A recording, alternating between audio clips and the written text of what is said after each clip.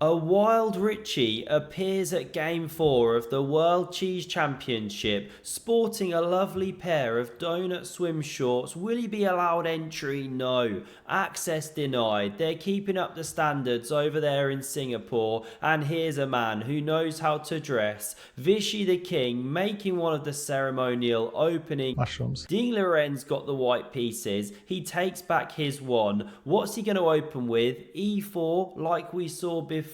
Well, no. He goes knight f3. Can he make a win out of this game 4? Gukesh D loved Vishy's move, so he goes d5 for the high 5 here. And now things get a bit weird in the opening, because after pawn e3, Gukesh pops a pony on f6, and now Ding sits back and goes full b3 cowboy. He's now chilling after playing this epic move. Look at this footage of Hikari when he sees it on the board. Absolute chill Liren move. How will Gukesh respond? Well, he takes 5 minutes to go bishop f5. Now we get bishop e2. Little bit passive, but gets ready to get the king out of dodge. h6 gives the bishop some retreat room. If you go e6 straight away, this knight can then trap it. And now, this is a strange moment already, because does Ding fianchetto the bishop like we normally see? No, he mouse slips,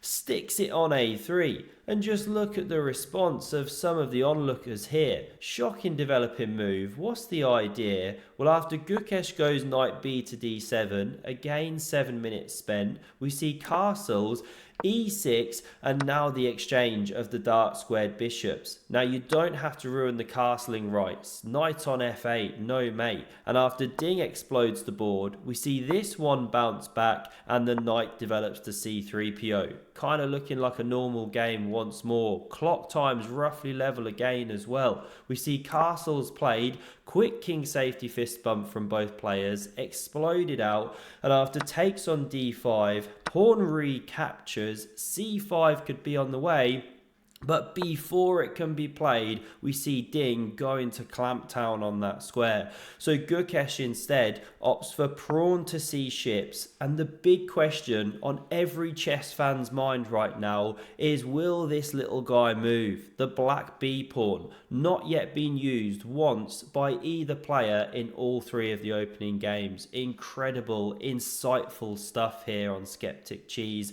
but nicked from chess.com. What great memes they've got going on X. We now see knight d4 played, centralizing, hitting the bishop, so it retreats to h7, tucking in with dad, queen b3 very natural, and now you can go rook e8, knight e4, normal looking moves. Some players consider this wackiness, as we've previously discussed, but Gukesh instead goes for knight e5, slightly more aggressive move.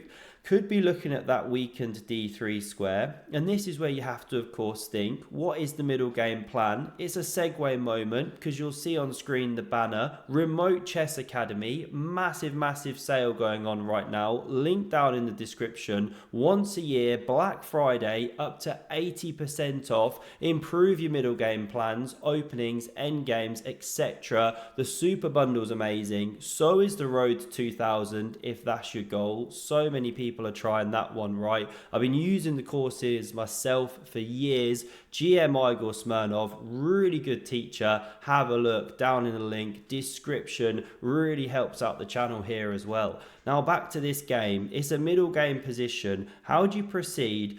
Well, Ding opts for this queenside attack by thrusting the rook's pawn. He's done that so much this championship so far. Now, what if you sink your teeth into this weak square? Well, it's actually not so great. You can just kind of play around it. You know, push with a5 here. Whoops. Try and get the knight in like this and just ignore it. And the moment this moves, you'll then actually be double attacking it. So Gukesh doesn't hop. He holds off, brings this master blaster to the c file, could be preparing to push p soon.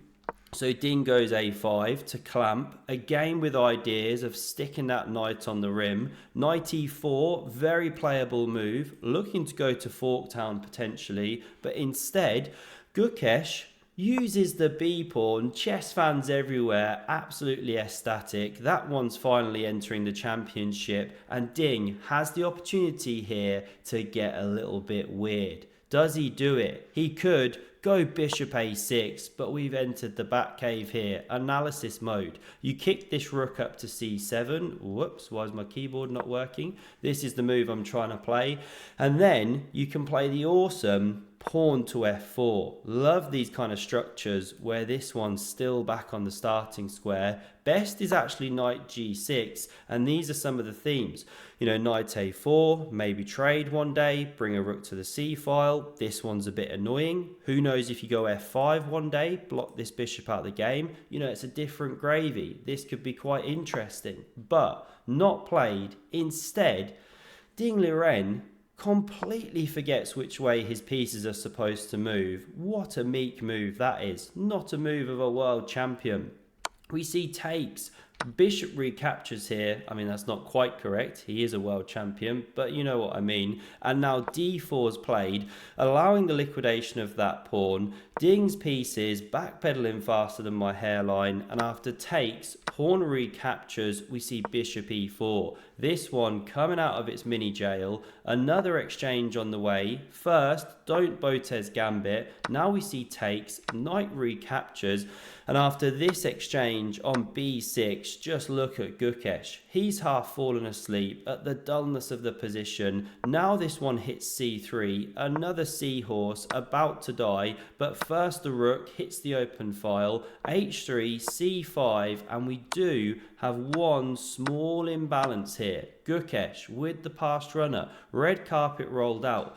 That's why this rook slides over to c1, and now, after the centralization of the black queen, a real black widow spider, look at this. We've got ourselves a game of ghost chess. Both players decide it's a good moment to stretch the legs. Always a great sight to see an empty board. And after queen c2, pressuring the pawn, rook c8 looks natural, but it centralizes like this. But it's okay. g3, f5. Both players tuck the kings away. Now queen c4, queen d6, and Ding pushes through the center, thrusting. That's what he did on his first move, but not in this game. Pawn attacked. Therefore, this liquidation does walk into a pin, but after queen e4, g4 on the way, this one saves the day. You counter strike, another pin. So these queens leave the board. Now the white king is rushing in, yes, but when it gets here, you can check it away. If it steps up, well, rook d2,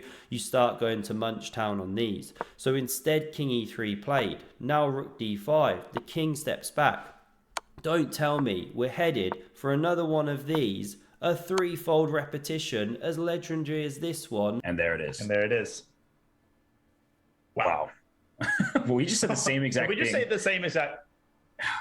Did we just do that 3 times? Seriously? I'm afraid, yes, we are. Draw agreed by threefold repetition. Not the most exciting of games. We go again tomorrow. And by the way, don't forget, Remote Chess Academy up to 80% off. Comes once a year. Check out that link in the description. Awesome courses.